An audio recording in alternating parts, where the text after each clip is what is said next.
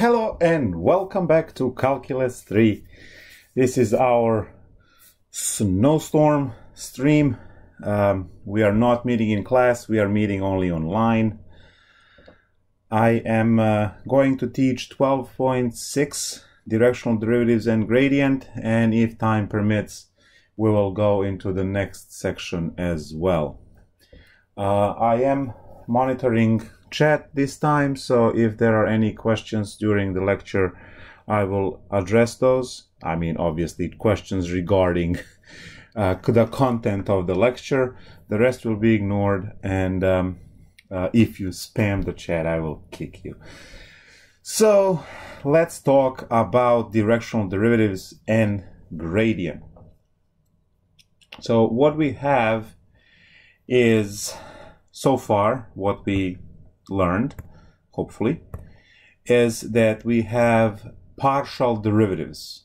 Now, partial derivatives are in the direction of x-axis and direction of y-axis. So if we are dealing with the, let's try and draw the hill we had here, and then we had those paths that went over the hill. So maybe there was a path like this, and there was another path that went this way, and those paths happen to be on our x direction and the y direction. So what we had was the derivative here, and that derivative was partial f partial x, because it was the derivative in respect to x-axis, and then the blue one, which was the derivative this way, that was partial f partial y, which was the derivative in the y direction of our function. So now what I'm going to do is I'm going to define a derivative at any other direction, because what happens if you are not going to stick to the path that is in this convenient setup? What happens if you want to go maybe this way, right? So we should have a path, a way to take the derivative, because at this point here, let's say, there is again a slope, and that slope has the tangent line, right? It has the slope, and we need to be able to find the derivative so that we can calculate the change. Now, as you can see, this particular point will have a slope of the tangent line whose direction consists of both of these derivatives, derivative of partial of x and derivative partial of y. So what I'm going to do is I'm going to define something that is called directional derivative. Actually,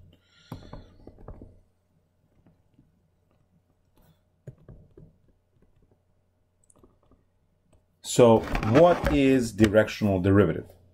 Well, directional derivative says that, okay, let f be differentiable at the point a, b, and let u, vector u, u1, u2, be a unit vector, right?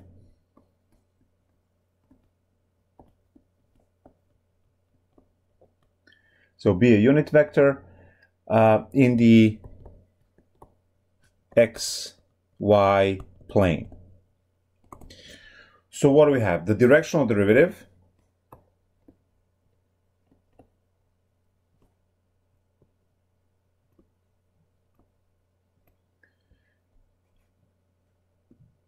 at the point a, b in the direction of vector u is given by good old derivative, right? So directional derivative in direction of u of f at a, b. So that's the notation. I'll explain it later. Limit h goes to 0. And this is just the standard stuff that we have. So f of a plus h u1. So that's the direction one of them. And then plus b plus h u2 minus f of a b divided by h. So this is the standard stuff that we have. Now, obviously, we're not going to use this limit to compute directional derivatives. We are going to do the partial derivatives as we go along. But let's first discover what the notation means. So capital D stands for derivative, and it's a directional derivative. Why it's directional? Because it's in the direction of vector u, and then finally at point AB. So notation clearly tells us that we are dealing with the directional derivative because we have derivative of the function, but the derivative is in the direction of the vector u. Now also note that vector u is the vector in xy plane, and it's actually unit vector. Now, it being a unit vector means that its magnitude is 1, and when we multiply by the unit vector, we do not get to change the values that we are, like the magnitude of the other vector that we are multiplying by u. We are only changing the direction. the direction. So let's take a look at our working formula. So the formula that we will actually use to compute. So to compute directional derivative,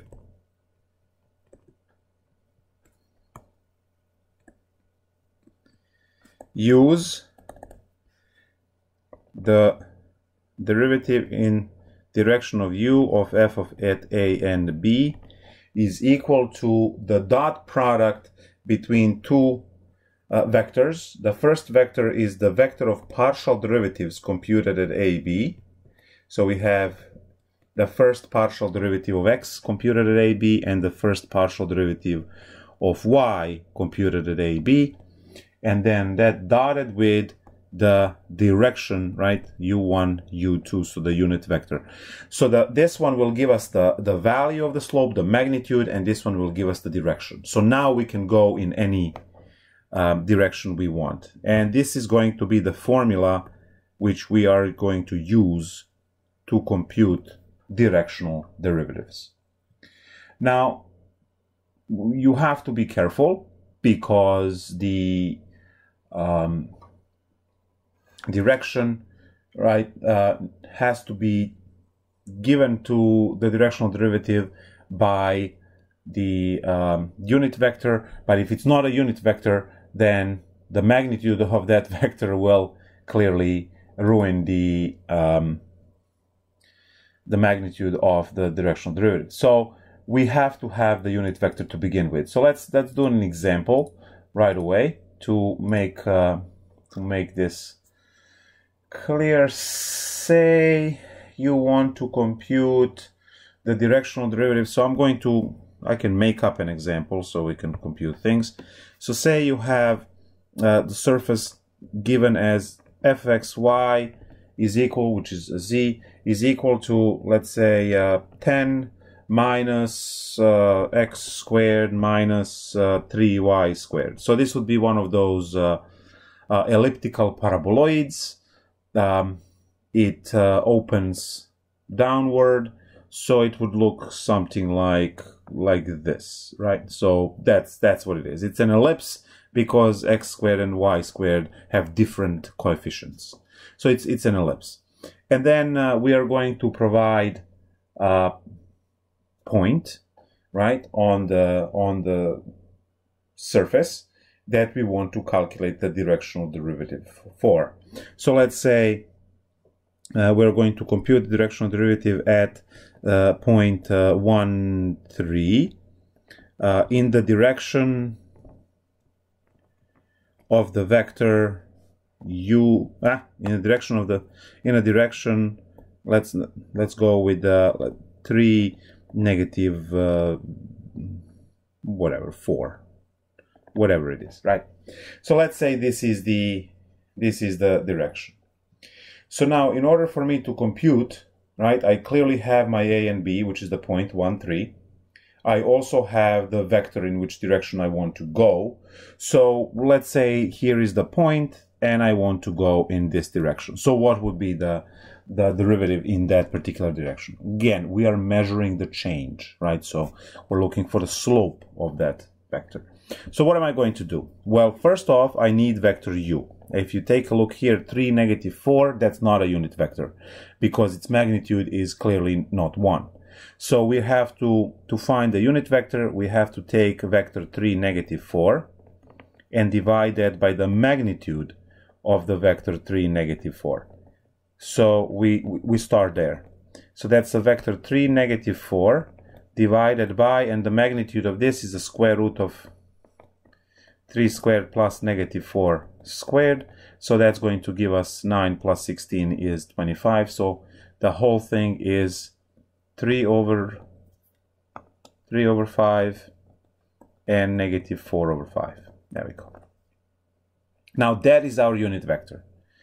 And now I can go and find partial derivatives. So to execute the formula, we clearly need partial derivative of x and partial derivative of y. So let's go find partial derivative of x. So fx, first obviously in general terms, so xy, so we just take the derivative. Partial derivative of 10 is 0, partial derivative of negative x squared is negative 2x, and the other one is 0 because there is no x in it. And now partial derivative of y, of xy, is going to be 0 for 10, 0 for x squared, and then minus 6y. So these are my partial derivatives. And as you can see in the formula, we have to compute those partial derivatives at a. So my a is 1, 3. So now fx at 1, 3 is when I plug in x and y, but I only have x, so it's negative 2. And fy at 1, 3 in this case is negative 18 because, again, I have nowhere x to plug in, but I can plug in 3. And that gives us these two pieces. So now what do I have? Directional derivative in direction of vector u, which is given as 3, negative 4, of function f computed at 1, 3 is going to be the dot product between the vector negative 2, negative 18 and the unit vector which we just found. So that's as simple as that. So what is the directional derivative? Directional derivative is going to be negative 6/5 when you multiply negative 2 and 3/5, and then plus negative times negative is positive. 18 doubled is 36, double that is 72 over 5, and when you combine these two values, you get 66 over 5. So we have that the directional derivative in direction of u of f at 1, 3 is going to be 66 over 5. Now that gives us the slope for the tangent line, and we can use that to come up, find the tangent line and go on. So that's the calculations necessary to find the directional derivative. And now we can have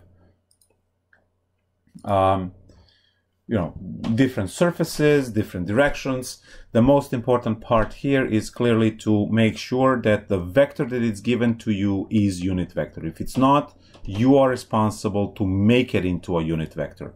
Once you have that as the unit vector, you can proceed with other calculations. When you are learning formula, read all of the aspects of it. You need to find partial derivative, you need to compute it at a and b. You need to find the other partial derivative, you need to compute it at a, b.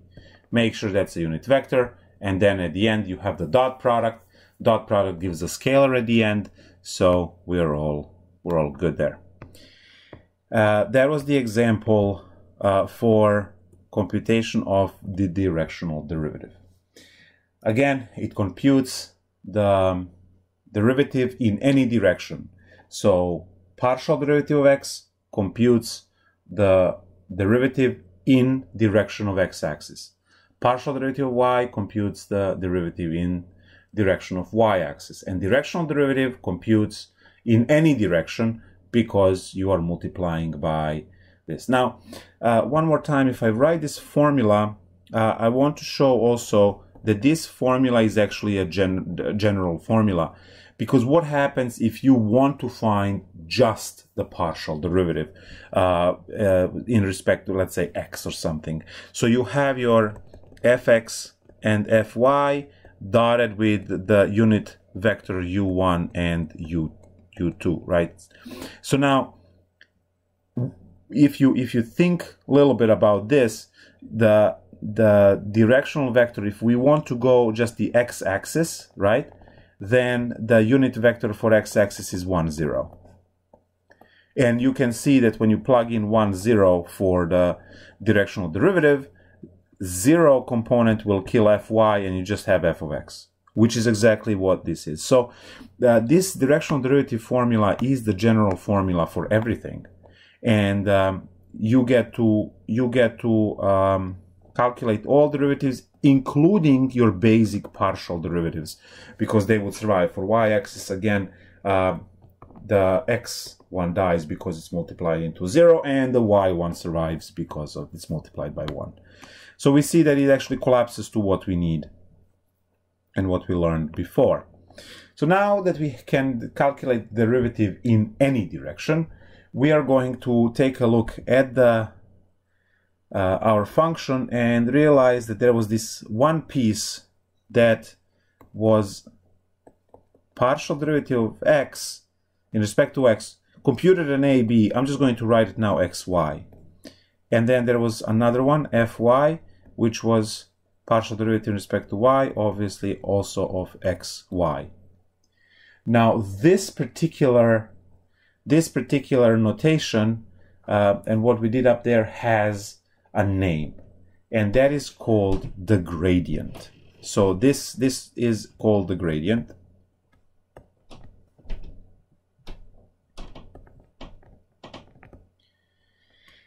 And the notation for it is this upside down triangle, f of xy.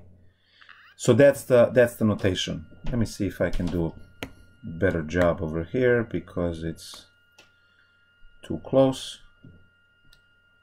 So I'm going to move this here. There we go. All right, so what do we have?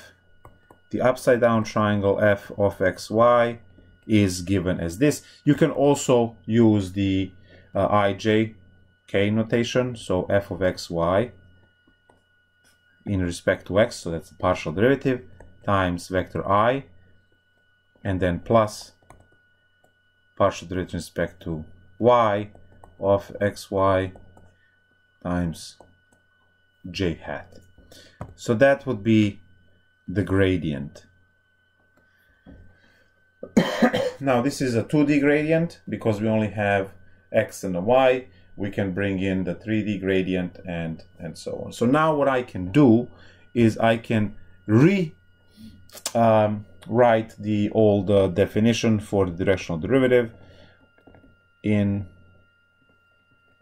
new notation now, which is gradient of f computed at a, b times the unit vector. And this is just a more compact form of the long formula which we have here. And it's still 2D formula because we are clearly computing only at a and b. So that's what we have for directional derivative, and that's what we have for a gradient. So gradient is the part of the formula. It has more application obviously than just in a partial derivative, I mean in the directional derivative, but it shows in directional derivative, so we are connecting it to it. So let's take a look at any function. So example would be find the gradient for f of xy is equal to, let's go with 3 sine xy plus y squared. Whatever, it doesn't matter what we put, right? So what we are going to do is we are going to find partial derivatives, and the gradient is simply a vector of partial derivatives. So I'm going to find fx first, and partial derivative in respect to x is going to be, well, we don't have to worry about y squared, right? So we just look at the front. The derivative sign is cosine, so we have 3y cosine xy. So that will be the partial derivative in respect to x, and then partial derivative in respect to y would be 3x cosine xy plus 2y. So what is the gradient of f, right, of xy? So gradient of f is a vector which will have 3y cosine xy as one component, and then 3x cosine xy plus 2y as the second component. And that takes care of, right? Not red. It's not gray. That's the answer, right? That's the answer. It's not a formula, so I don't want to circle it red, box it with red. So to find gradient, you simply find partial derivatives and you put them in the vector, and that's that. Now, what can you do with the gradient? In one of the theorems in a textbook, it says that you can calculate the maximum rate of increase and the maximum rate of decrease, and you can do that by simply calculating the gradient, and then the rate of change will be given as the magnitude of that vector. So let's write this out in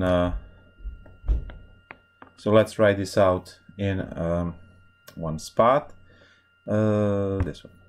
So let f be differentiable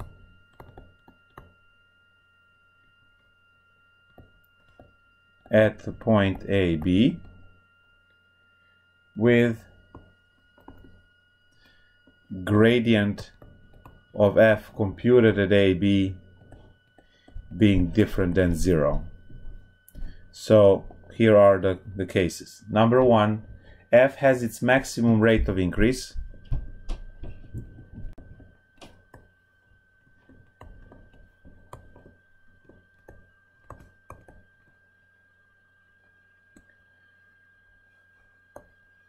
At AB in the direction of the gradient.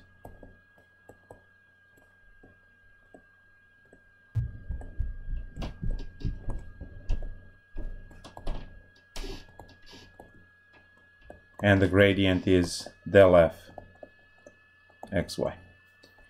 I mean AB, because you're computing it at AB. All right, and the rate of change is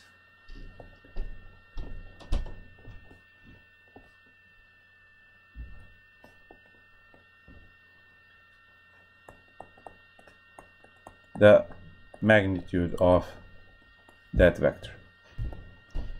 Number two, f has its minimum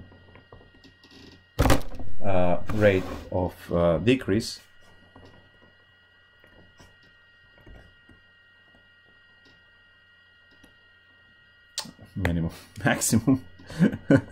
Maximum there we go, maximum rate of decrease at AB, so at that point, and in the direction of the negative gradient, so in the direction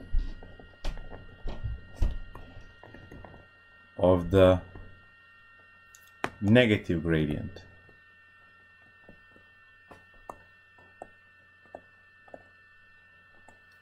And that's negative delta f of AB, where the rate of change, right, is the direction. So the rate of change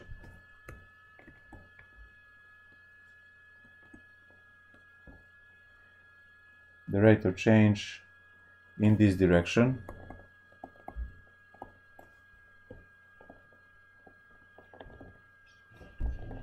is negative, and then the magnitude of the gradient. And finally, number 3, the directional derivative is 0 in any direction orthogonal to. Right, so the directional derivative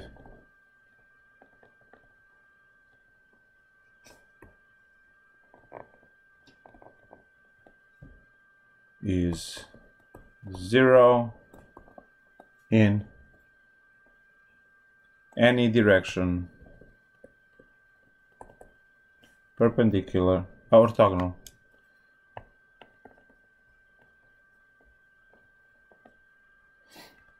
to gradient of AB. By the way, the triangle is read as delta.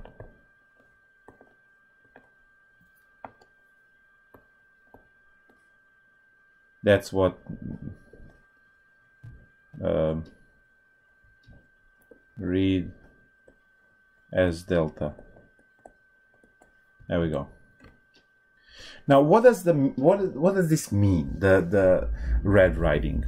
Well, let me try and draw a shape over here.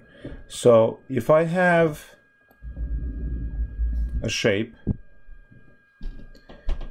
which looks something like this, and as you can see, this shape is not just parabolic as a bent paper, but it also is on the incline going up. And now I'm going to pick some paths. So say there's a point here, and then I can pick a straight path this way, right? So this path will have whatever the slope is going up this object. But then I can pick a different path which goes this way. This is also a straight line drawn on the object, but it has to curve, obviously, because we are on the curved surface here. So as it curves, I can't draw it. It's awkward to put a hand this way. There we go. So this is also another path for it. And I hope you would agree that if you are at this point, it is less steep to go this way than to go down the path. So that's what we have. That's what we have here, and that's what the red theorem up there is measuring, right? So what is the faster way for me to get down from this object? What's the fastest way, right, at this point? What is the fastest way down? I can clearly go this way, and I can clearly go down the line. So which path do I take? And the gradient would tell us that the maximum rate of decrease, right, is in the direction of the negative del. So we can actually compute that. And again, since del is the gradient is a vector has direction encoded in it too. So we can see the rate by finding the magnitude, the rate of decrease, and we can also find the direction in which we need to go, because that's also provided by this information. So that's that part. And now we have to look at the gradient and the level curves.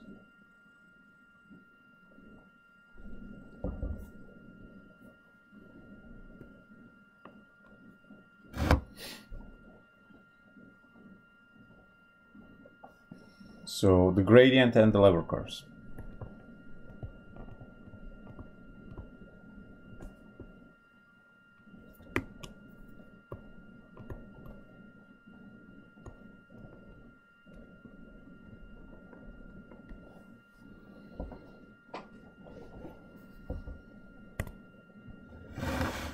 So given a function f, right, differentiable, to be differentiable, given f is differentiable at AB, again at the point that we're looking, the line tangent to the level curve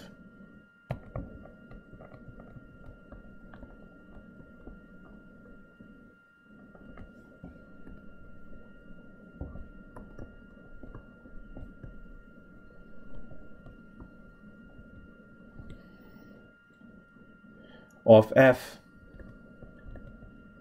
at AB is orthogonal to the gradient. Can't fit there. Is orthogonal to the gradient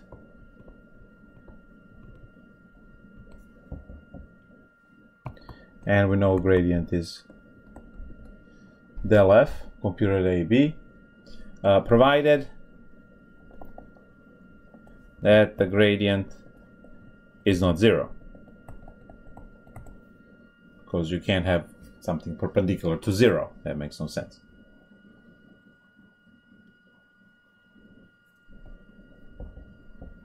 So now let's take a look at the what the level curve does first. So if you have some kind of a shape like we had before, and you go and you cut that shape with the plane, let's say z equals to, you're cutting this shape with the plane z equals to, let's say 3, whatever. That means that on your z-axis right here elevation is 3. And now this is whatever, right, lives in xy plane and so on. Now this particular level curve is going to go into your domain, which is domain is now x and y. So that's that curve. And what I'm going to do is I'm going to pick any AB point. So here's the point, and that's my point AB. So what happens here is that the gradient is going to be the vector that it's perpendicular to the tangent line at that point. So this line here is the tangent line, and the arrow here is the gradient of f computed at AB, because we are at that point. Now clearly this situation changes. Let's say if you're here, then the tangent line looks like that, and orthogonal to it, perpendicular to it, would be your del f. Now I'm going to call this maybe CD, because we are going to a different location than AB, so call it CD, okay. And this is again the tangent, the tangent line. To find this tangent line, you just use Calculus 1, because this, as you can see, the level curve that we have, that we are looking at right now, is circle-alike, and you should be able to find the derivative for it and use the points that are provided to you, A, B, or C, D, whatever it is, to compute the tangent line and to show that del is perpendicular to it.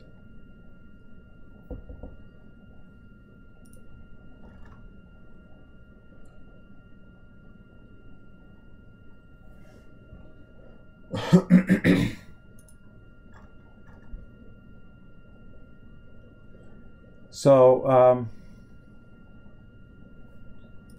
we can, I'm just going to scroll all the way back to find a problem that we can look at.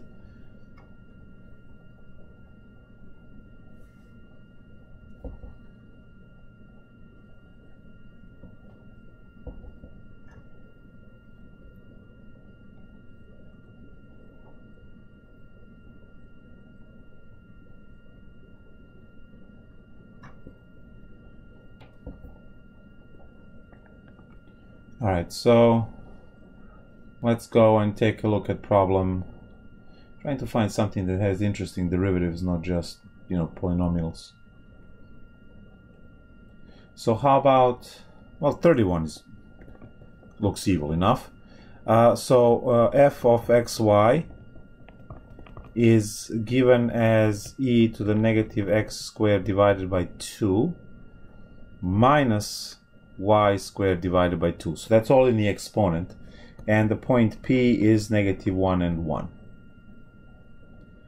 So what do I want here? Well, let's find the partial derivatives. So fx at xy is going to be, we have to take the derivative. Now we know that the derivative of e to the something is the same e to the something. So e to the negative x squared over 2 minus y squared over 2. We can actually compress that. And then times the derivative of the exponent, but since we're taking on the derivative of x, then 1/2 and then times 2, that all goes away, and it seems it's only negative x because of the 1/2. 1/2 cancels 2 and it's just negative x. Good.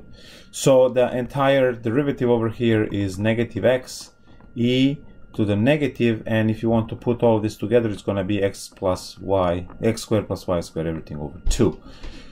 Now, if we exploit symmetry, because this problem is symmetric, if you look at the x squared over 2, you have also y squared over 2, they're both negative, so it's highly symmetric.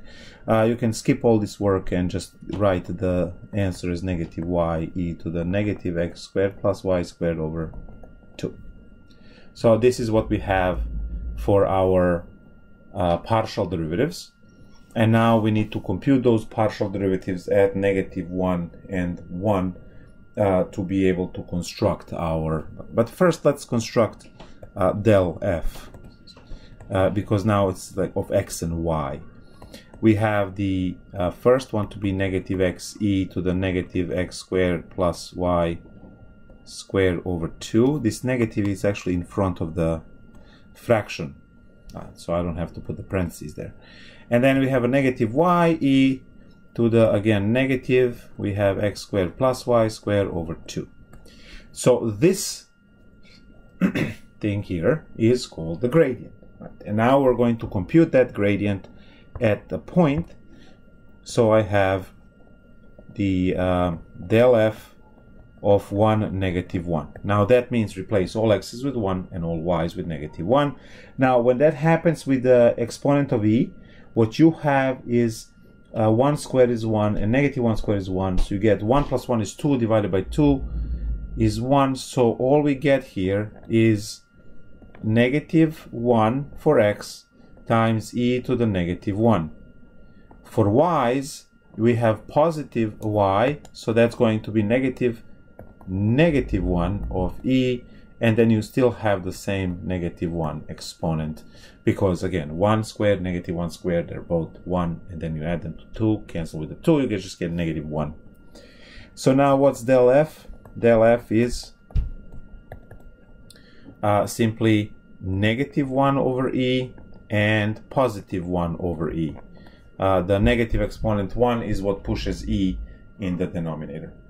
So what I found here is I found the gradient for the function that is given above at point 1 and negative 1.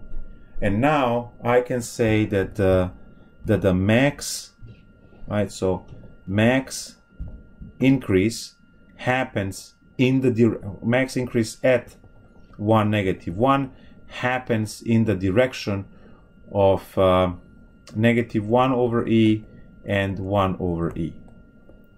And then max decrease at the same point 1, negative 1 happens at the negative del, which means we have to change all of the signs inside, and it just becomes this. So I am able to compute these max increase and the max decrease, and these are the directions of these vectors. the last part of this particular lecture is just to redefine everything we talked about for 3D. So all I need to do now is to say, well, whatever amount of dimensions you want, you will just keep adding variables, and you will keep adding the partial derivatives to the gradient. So for the 3D version, I'm going to have that the gradient of f of x, y, z is going to be the partial derivatives. So fx, x, y, z, fy of x, y, z, and finally partial derivative in respect to z of x, y, and z. So all of these are there. You also can have the ijk notation. And this is a vector, right? So we have to close the vector, and that will be the 3D. This can be generalized for 4D, 5D, 6D, any D that you can think about it, right? And then it also redefines our directional derivative. So now our directional derivative at ABC, so directional derivative in direction of u, which is now a vector of 3 components, is going to, of the function computed at ABC, is going to be the standard gradient computed at ABC dotted with the unit vector u. So that will be the third-dimensional formula now for directional derivatives. So this over here is 3D directional derivative.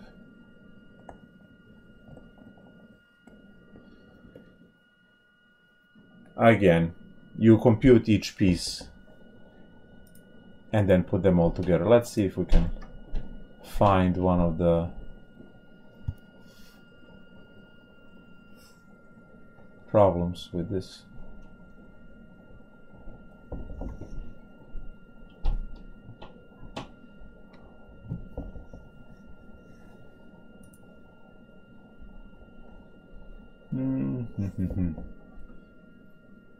Where are the problems? Oh, there they are.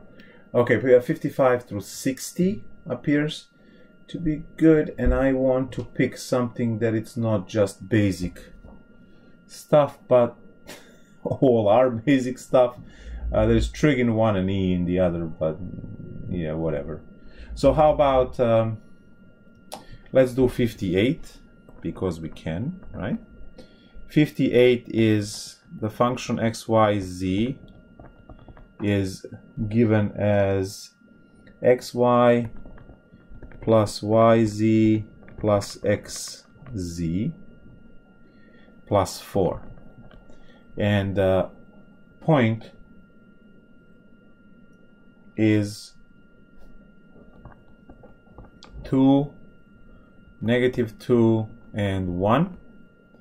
And the vector they provide in a direction of 0, -1 over root 2, and 1 over root 2. Ooh, this is great because this is already a unit vector here. If you square each one of these, you get 1/2 plus 1/2. 1/2 plus 1/2 is, right. So there we go. And we have the so let's find the partial derivatives to compute our vector. So fx is y plus z, fy is x plus z, and fz is x plus y. Good. So now I can create del of f of x, y, z, and then we are going to compute the del at each one of the points. So I have the vector of y plus z, comma, x plus z, comma, x plus y. So that's our, right? And we have now to compute del f, computed at the point that we want, which is 2, -2, and 1. there's a request for a purple pen. I guess we'll have to switch to purple eventually.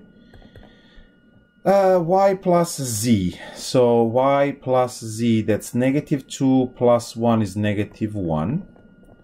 X plus z is 2 plus 1 is 3. And then x plus y is 0.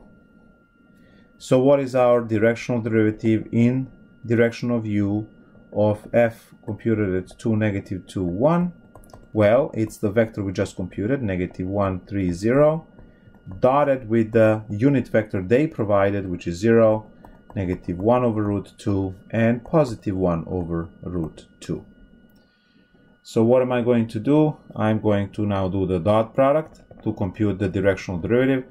Again, it's all the same, we just have one more variable, component to worry about. So -1 times 0 is gone, 0 times is gone, so all I have is -3 over root 2, which I am going to rationalize and get -3 root 2 divided by 2. And that would be the directional derivative. Okay, where's it? Purple. Purple. I guess maybe this one's good. Yeah, that one's good. It's purple. There we go.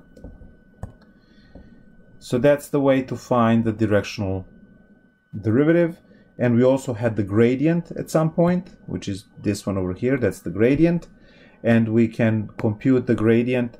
So what this line tells us here is that we computed the gradient at the point, and that vector is the direction in which the greatest increase happens. So that will be the toughest to climb. Think of the mountain and then say, okay, there is a trail that I can easily tread, there is a trail that it's harder, and then there is also almost a vertical cliff that it's nearly impossible for most people.